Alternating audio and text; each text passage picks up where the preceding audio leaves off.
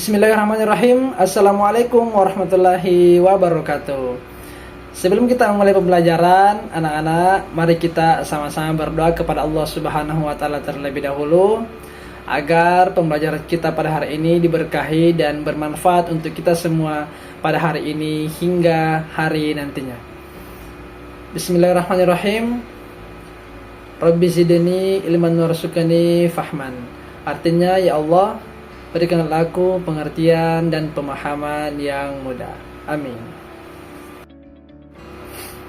Baik anak-anakku sekalian, hari ini kita akan belajar mengenai penggolongan hewan berdasarkan perkembangbiakan secara seksual, yang dimana kita akan membahas mengenai KD 3.2, yakni menganalisis sistem perkembangbiakan pada tumbuhan dan hewan serta penerapan teknologi pada sistem reproduksi tumbuhan dan hewan.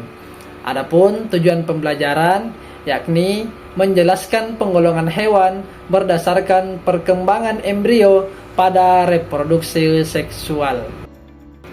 Ya, jadi sebelum kita lanjut, anak-anakku sekalian pasti masih mengingat apa yang dimaksud dengan perkembangbiakan. Perkembangbiakan merupakan salah satu ciri makhluk hidup untuk melanjutkan keturunannya. Dalam artian, ya pastinya untuk mempunyai anak yang dapat melanjutkan keturunan dari hewan-hewan tersebut. Sebelum kita lanjut, ya anak-anakku sekalian harus ketahui terlebih dahulu kalau perkembangbiakan seksual pada hewan itu terbagi menjadi dua, yakni fertilisasi internal dan fertilisasi eksternal. Fertilisasi internal itu adalah di mana ya pertemuan antara sel telur dan sel sperma terjadi di dalam tubuh induk betina. Contoh hewan-hewan seperti itu adalah ya sapi, ayam, kura-kura dan buaya. Kemudian adapun fertilisasi eksternal terjadi apabila proses peleburan antara sel telur dan sel sperma itu terjadi di luar tubuh induk betina. Ya, jadi bedanya fertilisasi internal di dalam tubuh induk betina dan fertilisasi eksternal di luar tubuh induk betina. Baik anak-anakku sekalian, ya, berdasarkan cara perkembangan dan kelahiran embrionya, hewan yang berkembang biak secara seksual itu dibagi menjadi 3 jenis, yaitu hewan vivipar, hewan ovipar, dan hewan ovovivipar. Hewan vivipar, anak-anakku sekalian, ya contohnya seperti kucing, gajah, badak, kerbau, babi, kuda, sapi, dan lain-lain. Jadi hewan vivipar, anak-anakku sekalian, disebut juga dengan hewan yang melahirkan. Hewan yang melahirkan ini embrionya berkembang di dalam rahim induk betinanya dan kemudian akan dilahirkan jikalau umurnya sudah cukup. Ya, sederhananya hewan vivipar adalah hewan yang melahirkan. Baik, hewan yang kedua. Penggolongan hewan yang kedua, anak-anakku, ada hewan ovipar.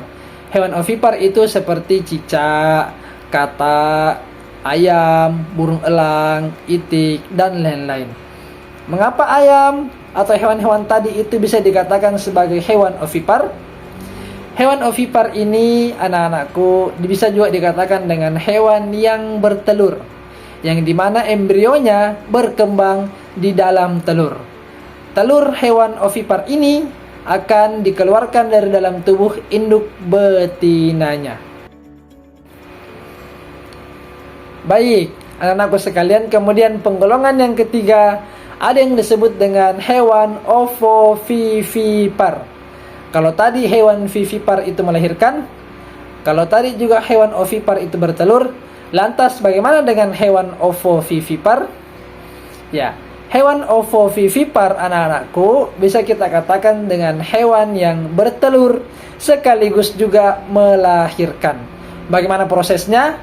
Prosesnya sederhana, yang dimana telur hewan ovovivipar ini akan berkembang di dalam sel tubuh induknya dan juga akan menetas di dalam tubuh induknya, ya.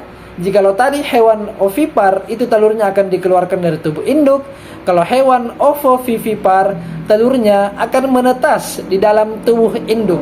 Kemudian embrionya atau individu baru tersebut akan dilahirkan, ya otomatis menjadi penerus dari hewan tersebut. Contoh hewan ovovivipar anak-anakku sekalian, ya seperti kadal, salamander, beberapa jenis ular, dan ikan hiu juga. Baik anak-anakku sekalian, itulah tadi 3 penjelasan mengenai penggolongan hewan berdasarkan proses perkembangbiakan secara seksual. Sebagai kesimpulan, hewan vivipar tadi adalah hewan yang melahirkan, yang mempunyai daun telinga.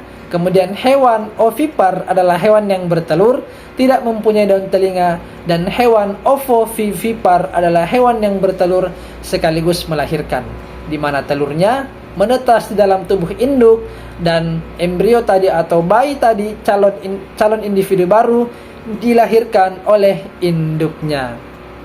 Baik anak-anakku sekalian, terima kasih atas perhatiannya. Semoga apa yang Bapak jelaskan pada hari ini itu dapat bermanfaat untuk sekarang dan untuk kedepannya nanti. Sekian dari saya.